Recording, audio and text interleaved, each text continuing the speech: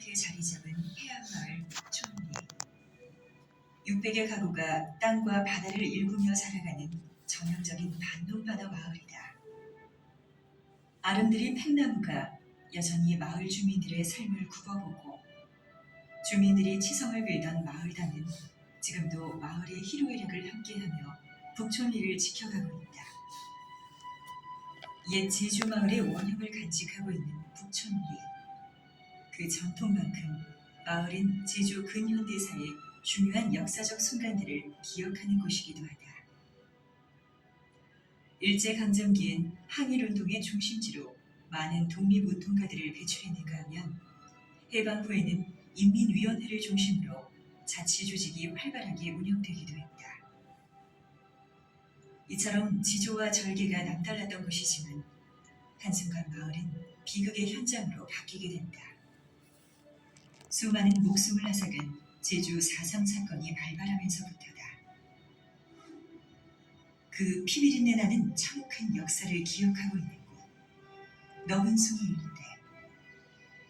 정부는 이곳에 국비를 지원하여 위령비, 기념관, 문화기념비 등을 마련하였고, 매년 음력 12월 19일이면 희생자들을 위한 위령제를 올리고 있다.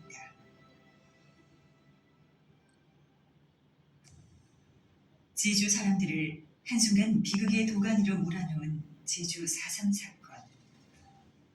1947년 3월 1일 3.1절 기념대회에서 경찰의 발포 사건으로 시작된 4.3 사건은 수많은 민간인 희생자를 내고 1954년 막을 내렸다. 그러나 4.3의 역사는 반세기가 넘도록 차마 입 밖에 꺼낼 수 없는 금기의 역사였다. 북촌리의 제주 4.3 사건은 그 어느 마을보다 비극이 깊다. 단 이틀 만에 300여 명이 학살되면서 무남촌이라는 이름까지 붙여질 정도로 그 아픔과 한은 이루 다 말할 수가 없다.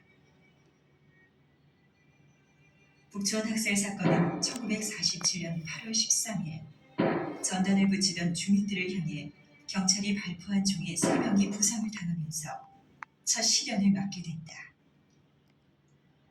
다음해 1948년 4월 21일에는 무장대가 북촌리의 선거관리위원회 사무소를 공격해 선거 기록을 탈취하고, 6월 16일에는 북촌 포구에서 경찰관 2명이 무장대에 살해된다. 또 같은 해 12월 16일에는 북촌리 민보단원 24명이 낸시빌러에 끌려와 군인들에게 총살을 당하게 된다.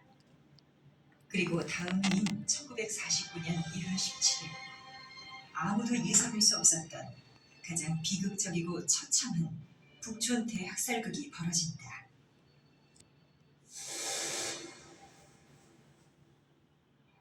이날은 아침부터 살을 내는 추위가 가슴까지 파고드는 날이었다. 아무도 생각지 못했던 끔찍한 참극이 벌어지기 전까지 북촌리의 겨울은 여느 겨울과 다르지 않았다.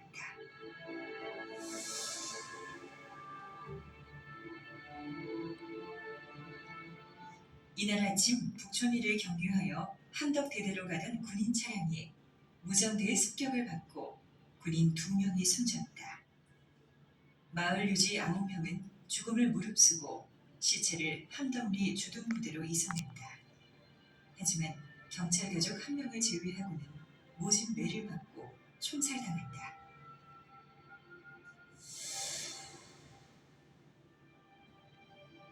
이연대 소대가 북촌리 주민들을 향해 보복 출동. 북촌리 해동 초소막에서 보초를 서고 있던 사람들을 향해 총기를 난사했다.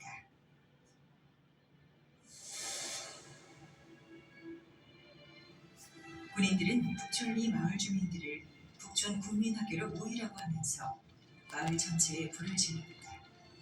순식간에 300여 채의 가옥들이 잿더미로 변했고, 운동장에 모인 주민 1천여 명의 사람들은 영문도 모른 채 공포에 떨었다.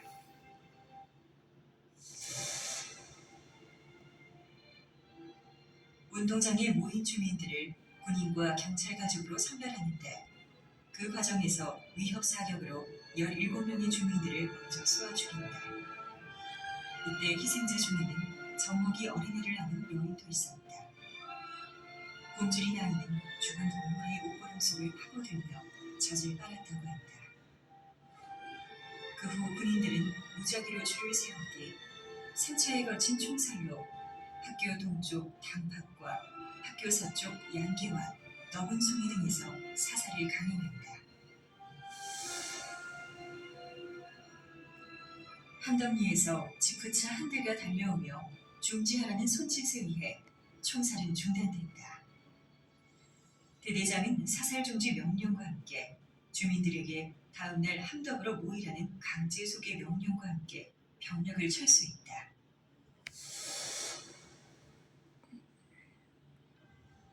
이날 북촌리에서 집단 학살극을 벌인 군인들은 철수하는 과정에서 옆마을인 동복리에 들러 속칭 구랏이라는 곳에 80여 명의 주민들을 집결시킨 뒤 총살했다.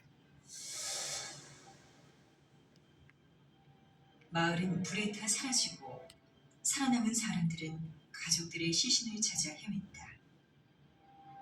겨울이라 어둠이 일찍 마을을 찾았지만 그날 내린 눈과 섣달의 달빛은 억울하게 죽은 영혼들을 기억하고 있었다. 다음날 함덕으로 갔던 주민들 중 도피자 가족이라 하여 함덕리 모래밭으로 끌려가 북촌리 주민 30여 명이 군인들에 의해 총살당한다.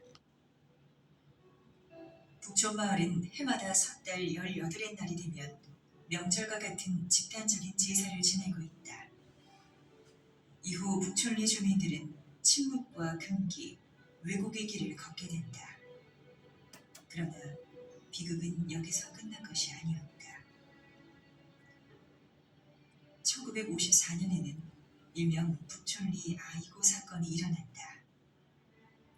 아이고 사건은 군대에서 순직한 고 김석태의 장례식에서 꽃놀림 도중 북촌 국민학교에 다다르자 술이라도 한 잔 올립시다 한 것이 아이고 아이고 하는 통곡으로 이어지게 되었다.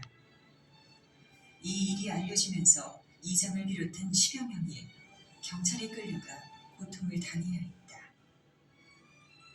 경찰은 이를 형살자 6주년 기념 추도식으로 몰아세우면서 북촌리 사람들을 위협하고 공포에 떨게 했다.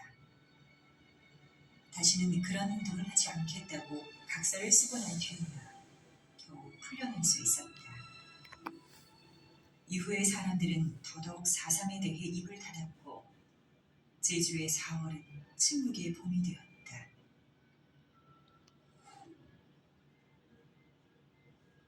그렇게 금기의 세월을 보내던 제주 4.3 사건이 드디어 입을 열게 된다. 1978년 현기영은 제주 4.3 사건을 소재로 한 순이 삼촌을 한 문예지에 발표하며 고향의 아픈 역사를 문학적 양심으로 끌어냈다. 그리고 그 후 차츰 4.3에 대한 양심적 목소리가 흘러나오기 시작했다. 순이 삼촌은 지난 2013년 서울에서 연극 무대에 올려지기도 했다. 비단 제주에서만 일어난 일이 아닌 우리 모두의 아픈 역사라는 것을 일깨워준 계기가 된 것이다. 또한 4.3을 주제로 한 영화 지술도 전국적으로 큰 호응을 얻으며 많은 이들의 공감대를 이끌어냈다. 대학살이 일어났던 너분숭이. 이곳에서 사살된 어른들의 시신은 다른 곳에 안장되었지만 어린 아이들의 시신은 그대로 매장되어 있다. 현재 20여 기의 애기 무덤이 모여 있는데 이 중 8기 이상이 북촌 대학살 때 희생된 어린아이 무덤으로 추정하고 있다. 너분숭이 바로 옆 옴팡밭 역시 4.3 사건 당시 최대 인명 피해가 있던 곳이다. 북촌 대학살의 현장으로 마치 물을 뽑아 널어놓은 것 같이 시체들이 널브러져 있었다고 한다. 이 밭 가운데 작은 본부는 당시 희생된 어린아이의 무덤이다. 북촌리 주민들은 억울하게 죽어간 4.3의 영혼들과 늘 마주하며 살고 있다. 마을 당 옆의 당밭과 너분숭이, 서우봉, 북촌 성터에 이르기까지 4.3의 흔적은 여전히 그날의 아픔을 고스란히 품고 있다. 북촌 포구와 등명대에도 군인들의 총탄 자국이 여전히 그날의 기억을 지우지 못하고 있다. 지금까지 북촌리는 4.3 진상규명과 희생자 조사를 꾸준히 해왔으며 4.3 기념관을 비롯 고인들의 위령비와 강명비를 세워 그날의 아픈 역사가 다시는 되풀이되지 않도록 기원하고 있다. 앞으로 제주 4.3 사건의 역사를 바로 세우기 위한 우리 모두의 관심과 노력이 지속적으로 이어져야 할 것이다.